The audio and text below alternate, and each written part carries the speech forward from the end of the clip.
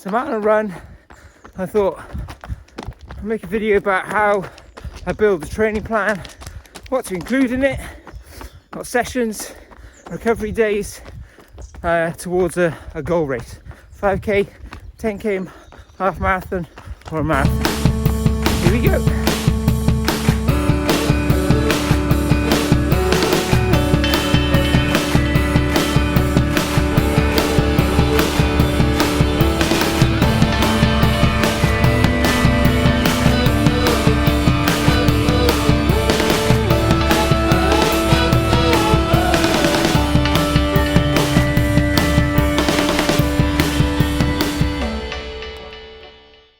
Welcome to Mark Emery Running. I put a video together to explain what I do into a training plan, how I build it, how long it's for, and what sort of things I put in there, and how I deal with recovery and everything like that.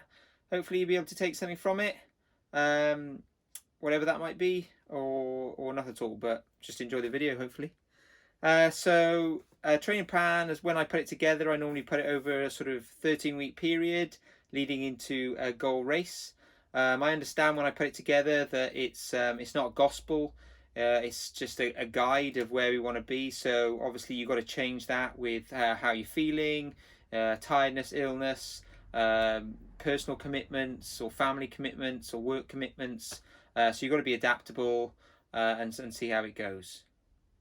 During my training plan, I try to generally run off-road as much as possible, just to alleviate the sort of stress on the legs, depending on how much mileage you're putting together. But off-road can definitely take some of that impact out of the legs and smashing into road or pavements all the time. So I definitely put that into my training plan. It's a lot nicer as well when you're running across the moors or through fields or across sand dunes or wherever you live. That's definitely a much better option. One of the issues I've had in the past when I've put training plans together is that I haven't really factored in my sort of life-work balance. So I know what I've got to put in for the week, but then I might put in like a long run on a day that I've got a lot of family commitments. And when I put it together, I've not really thought about that. So what I do now is I structure my plan around kind of my work and family commitments. So I know that on a Thursday I'm off work or something, so I'm able to put a long run in if my son's in school and I don't have any family commitments. So I try and plan ahead to make it achievable through each of the weeks, as opposed to just chucking anything down on a bit of paper and then seeing where we get to. So yeah, try and make sure that I know what I got to get in, and I know where I can put it, which could be an easy day, which can be the harder days, to allow for recovery as well.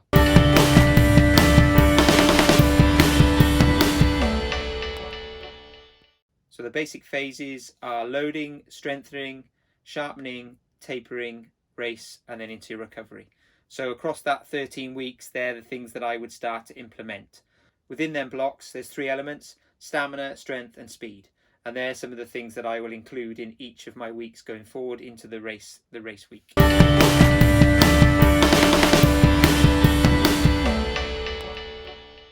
So weeks 1 to 3, it's a steady state stamina build. So I'll increase my mileage steadily. Put something on screen now.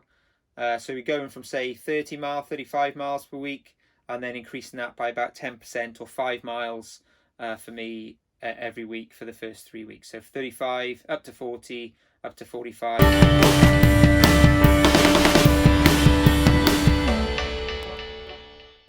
And then moving into weeks 4 to 6, then I started in some strength work, which would include some hills, maybe some longer reps, effort reps, but mainly again focusing on that strength element. So hill work is a lot of the stuff that I'll do in weeks 4 to 6, whilst that mileage is still building up to whatever goal mileage that might be for me. So normally floating around about 50 miles a week.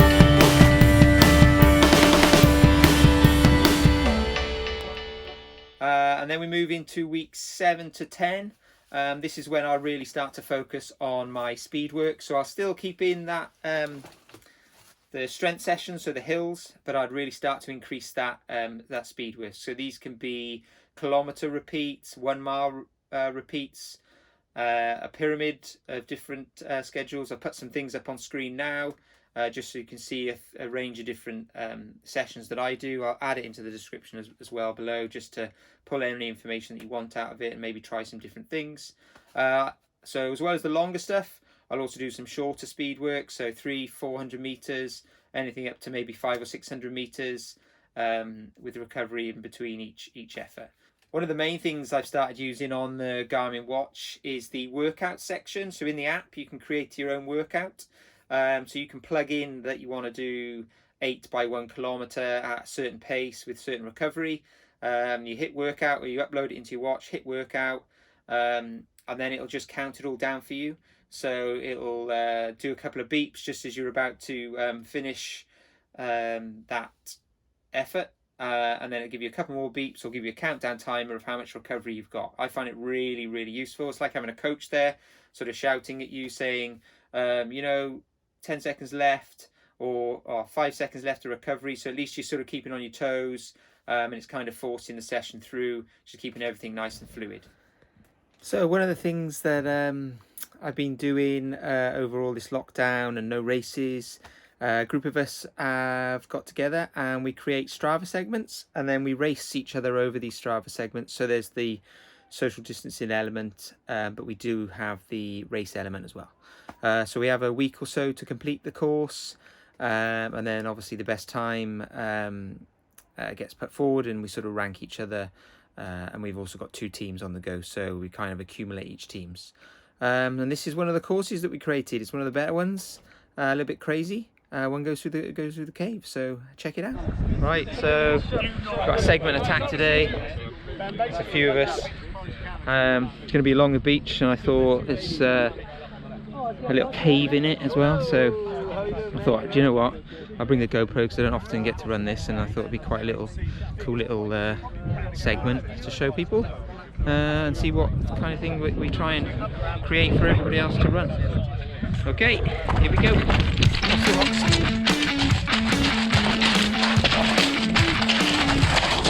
Onto the beach section. It's really busy. All these people wandering. Okay, just coming off the sand. Let's hit the rocks.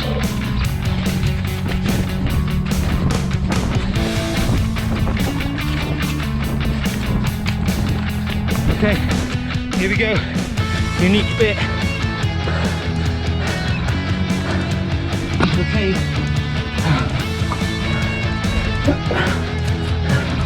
I'm getting it done.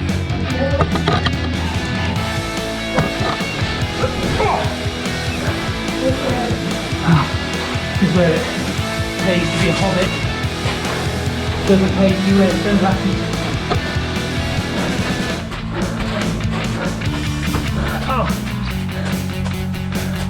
And we come out the other side. Madness! Madness!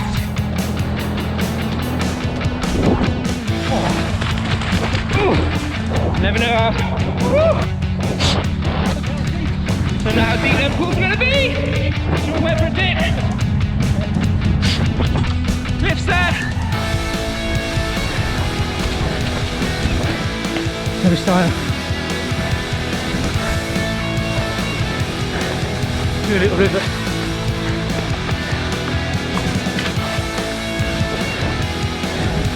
Find a bit. Grass. Woods. Views. Wildwood. Over the gate.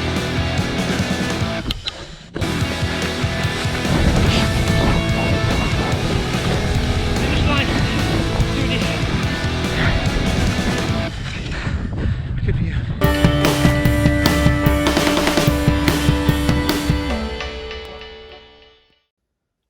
So from a week 11 then I'll start my taper, so I'll drop my mileage from anywhere between 50 and 55 miles.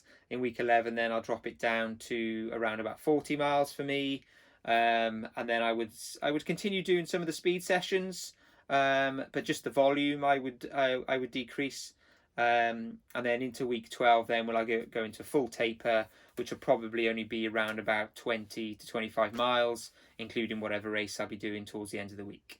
Everybody's got different types of taper, whether they run the day before a race or 2 days, the rest before the race, run 2 days before, what sessions they might do that week. I normally keep it pretty much the same, so I'll do a session, effort session, so 1 kilometer repeats earlier in the week, as well as a sort of short tempo at sort of goal pace, just to make sure my legs are moving over and I'm feeling good.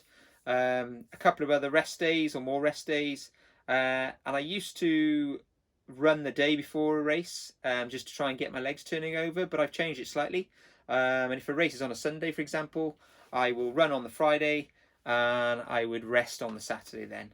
I found this has worked really well, but what I did do over the last sort of 12 months is that every time I have gone into like a time trial or something, I've trialed different things.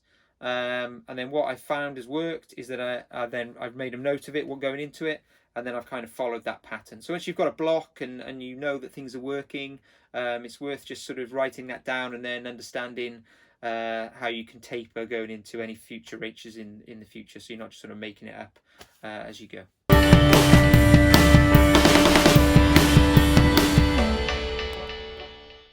As far as recovery runs, I've got heart rate monitor. That's one of the things I really do use a lot through my training, especially for recovery runs. So I did a VO2 max test on a treadmill, and it gave me my heart rate parameters. So on my recovery runs, one thing I was doing prior to having that test done, my recovery runs were probably a bit too fast. My heart rate was too elevated.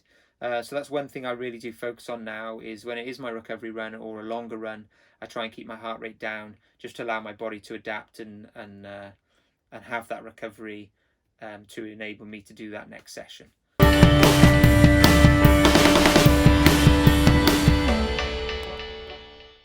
One of the main things though, as with any sort of activity or hobby, is just make sure you're having fun. So, you know, if it starts to become a chore and having to grind out these sessions sort of daily or weekly and you're not really enjoying it, then it's maybe some time to take stock and then just go back to the basics and just start running again, enjoying getting out in the fresh air, maybe meeting up with people that you can meet up with and going running with them. And then when you feel a bit better about it all, then maybe look for some races and see if you can smash some PBs. I hope any of this has helped.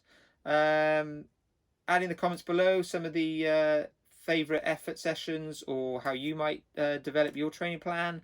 Maybe we can share some ideas. I hope you enjoyed, and thanks for watching. Hit subscribe and like. That'd be amazing. Cheers, guys.